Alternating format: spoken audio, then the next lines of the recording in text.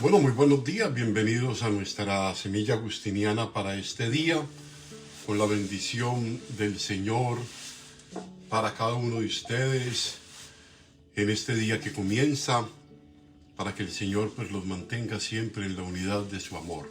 Como siempre, haciendo este camino de la semilla para fortalecer en nosotros la vida interior, para fortalecer en nosotros estos caminos del Señor que procuramos hacer y en los que encontramos pues tantos obstáculos, no solamente de fuera, sino de dentro de nosotros mismos, para realizar este seguimiento de Cristo. De ahí la necesidad siempre de mantener viva una semilla.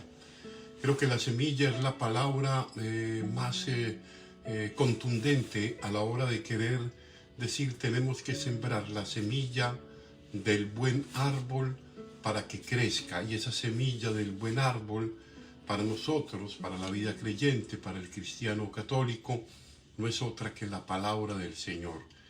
Es esa palabra del Señor la que, llegando a nosotros, desarrollándose en nosotros, es la que se nos muestra en Cristo como el camino, como la verdad, como la vida, ¿no?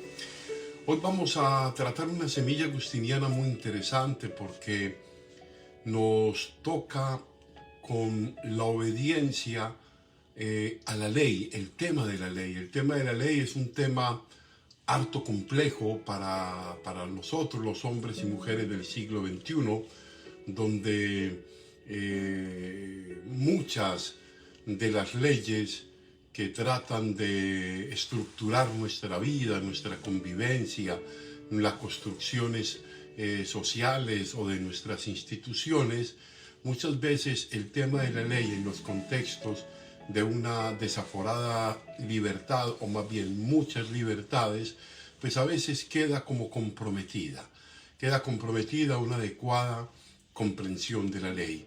Y la ley en el sentido cristiano pues tiene una dirección muy, pero muy válida, independientemente de la religión, que puede ayudarnos a todos, ¿no?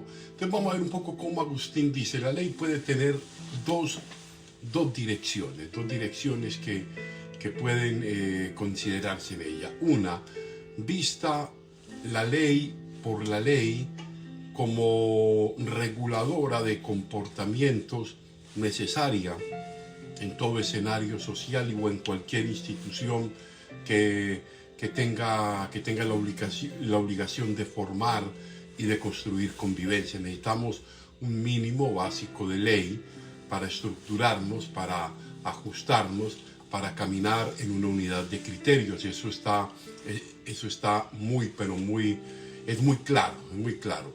Pero el tema de la ley, según Agustín, va un poco más allá, es cómo descubrir, al menos en la ley que emana y se deriva de la vida cristiana, cómo descubrir una ley que se convierte en el gozo del corazón, en la que yo me gozo sirviéndole, amándola, porque ella me estructura hacia el bien que deseo y no me convierte en un esclavo, como diría San Pablo, libres bajo la gracia, no esclavos bajo la ley, ¿no?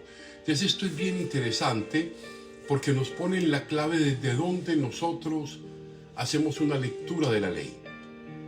Cualquiera.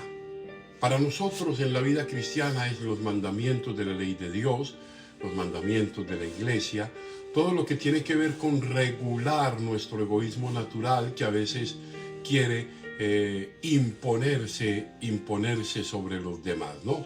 Entonces yo creo que esto es bien interesante. Entonces vamos a hacer esta breve semilla, una semilla muy interesante, corta, más o menos corta, pero que nos va a dar una idea muy clara sobre lo que Agustín entiende de la ley inscrita en el corazón.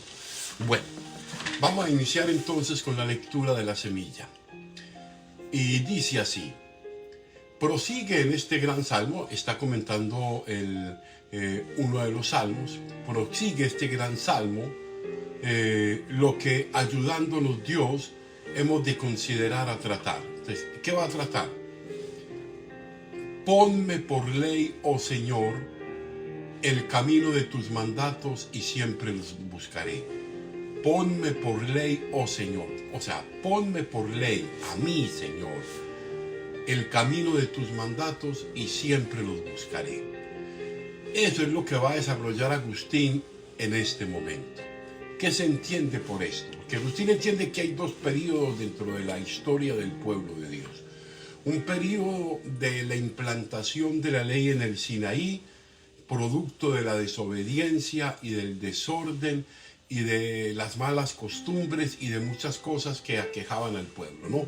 Entonces dice, ponme por ley, o sea, que me ponga una ley en el corazón, tus mandamientos y siempre los buscaré.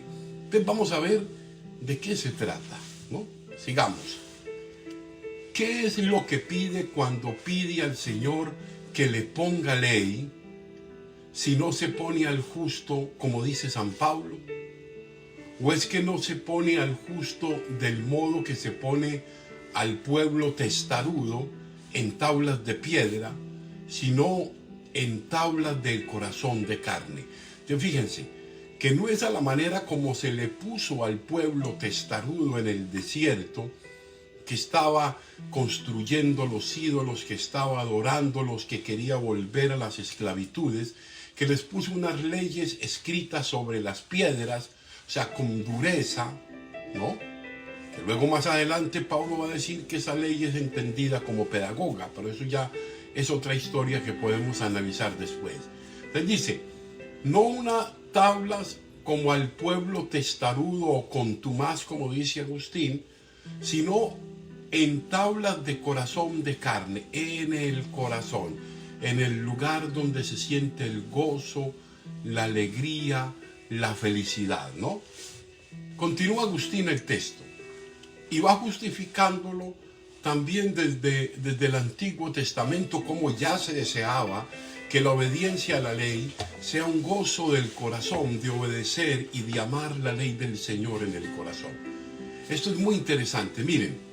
Entonces dice, es decir, no conforme al Viejo Testamento del monte Sinaí, que engendra para la servidumbre, sino conforme al Nuevo Testamento, del cual escribió el profeta Jeremías. Entonces cita a continuación un texto del profeta Jeremías. Dice, he aquí que vendrán días, dice el Señor, y haré nueva alianza con la casa de Israel, una nueva alianza, y con la casa de Judá, no según el testamento que establecí con sus padres en el día que los tomé de la mano para sacarlos de la tierra de Egipto, no como los de Egipto, no como los del Sinaí, porque ellos no permanecieron en mi testamento. Yo no me preocupé de ellos, dice el Señor. Ellos no permanecieron en mis mandamientos, mis leyes no eran el gozo de su corazón. Tenían su corazón, según eso Agustín, más en Egipto, más en las esclavitudes, que en ese camino hacia la tierra prometida. Este pues, que ya dice Jeremías, este pues, el testamento que estableceré, que se cumple en Cristo, que estableceré con la casa de Israel, después de aquellos días pondré, dice el Señor, mis leyes, miren dónde las pone, mis leyes en sus mentes y las escribiré en sus corazones.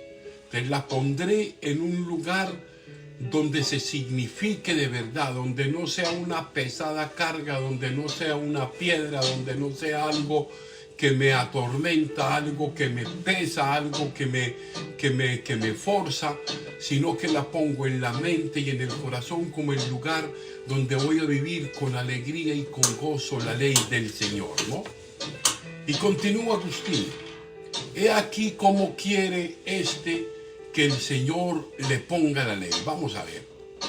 No en tablas de piedra como la puso a los inicuos rebeldes que pertenecen al Viejo Testamento, o sea, no en tablas de piedra, sino como se escribe en los corazones y se graba por el Espíritu Santo dado del Altísimo. Fíjense, como se escribe en los corazones y se graba por el Espíritu Santo, o sea, el Espíritu que la hace verdadera, que la hace comprensible, que la hace gozosa, dado del Altísimo, en la mente de los santos libres, esto es, de la Jerusalén excelsa, de los hijos de la promesa, de los hijos de la heredad eterna. O sea, ya dice, los nuevos hijos, los del Nuevo Testamento, ya no eliminamos la ley. Él dice, Jesús mismo lo dice, yo no vengo a eliminar la ley, yo vengo a darle plenitud.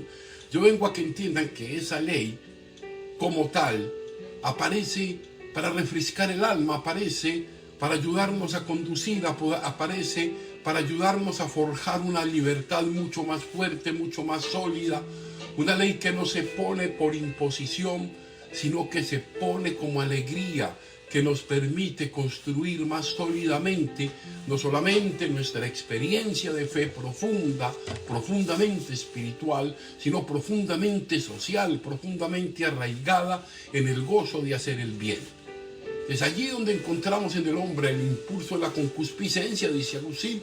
Concupiscencia no quiere decir solamente ese debate con la carne relacionada con los deseos y con la sexualidad, que a veces se ha reducido a eso, y no es eso solamente, sino que dice la concupiscencia como el deseo de oprimir, de imponer, no el deseo de inscribir la ley como gozo del corazón, inscrita, como decíamos hace un momento en Agustín, por la fuerza del Espíritu Santo en el corazón, ¿no? Es bien interesante.